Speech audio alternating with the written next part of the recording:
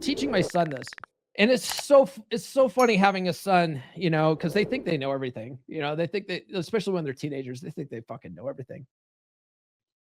But there's a reason why I wrote a book called Everything I Wish I Knew When I Was 18. Because I legit wish someone would have fucking told me half this shit when I was 18.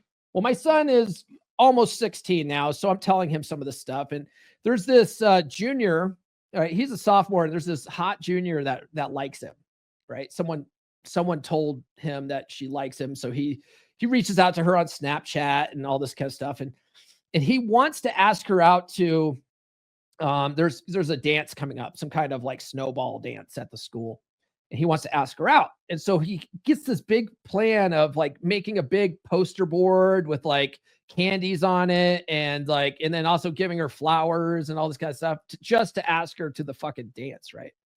And I was like, you don't need all that shit. Like, fuck that, dude. Stop, dude. He's like, well, everyone else is doing that. I'm like, exactly. Everyone else is doing that. You not doing that is going to set you apart, right? Because all these other guys are trying to qualify themselves to these girls. Like, you don't need to do that. You're better than that. And so I start all of a sudden you can just see this light bulb go off in his head as I start explaining like women's hypergamous nature, and like why they tend to get with the assholes, and guys who do none of those things, right? It's because like women respond to a certain type of guy. I'm explaining this stuff to him, and all of a sudden he's like, oh, well, shit. Like, I wish I didn't get that poster board, you know? And I go, well, just use it for a project down the road. You're always going to need a poster board somewhere in high school. I go, but this is how you do it, right? I'm like, just ask her if anyone's asked her to the dance yet, right? And when she says no, just be like, go with me. Tell her, don't ask her, say, go with me.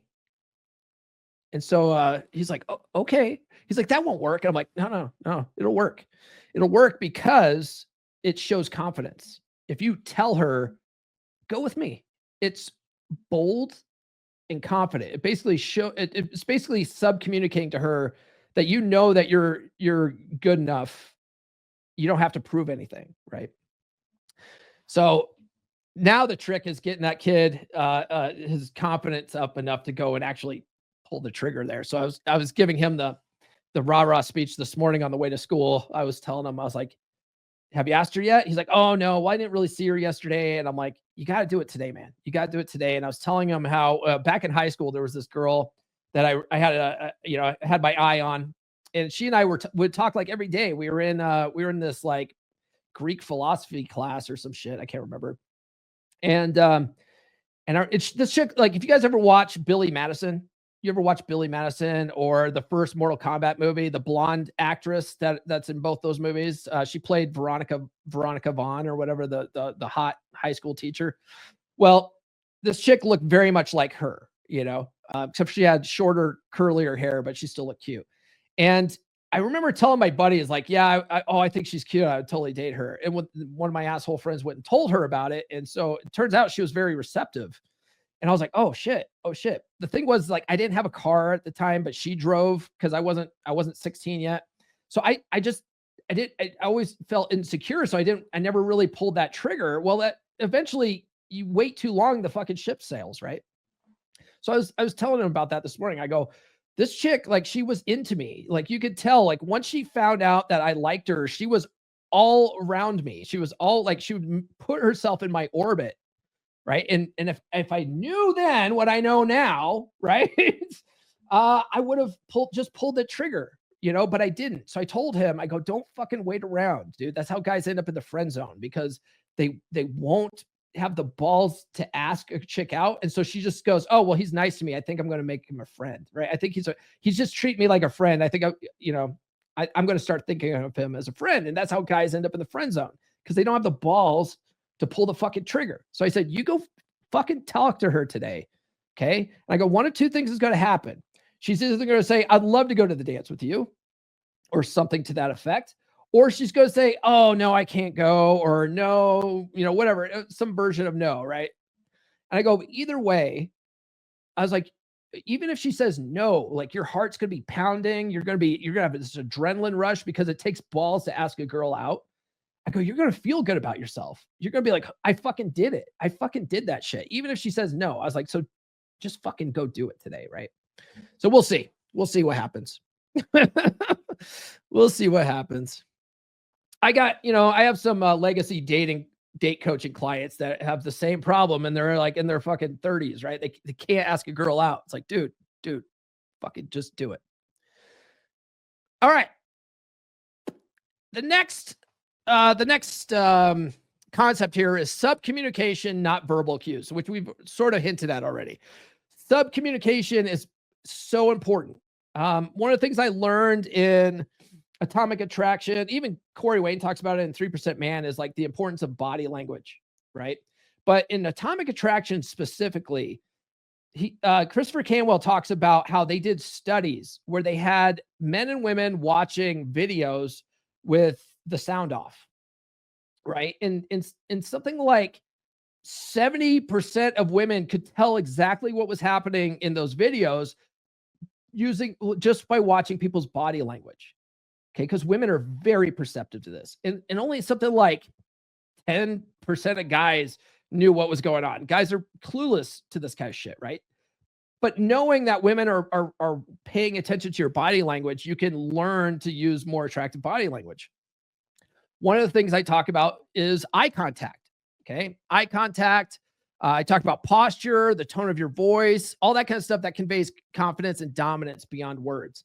And what I talk about a lot in the book is using the left eye trick, right? I talk about it in the first book too, but focusing on this eye, right? The left eye. When you're making eye contact with her, focus on this eye, like as you're looking at me in the, on the screen, this eye, because everyone is like, my left eye or her left eye? Her left eye. Okay. That's connected to the right part of her brain that builds an emotional connection with her. It builds rapport just doing that.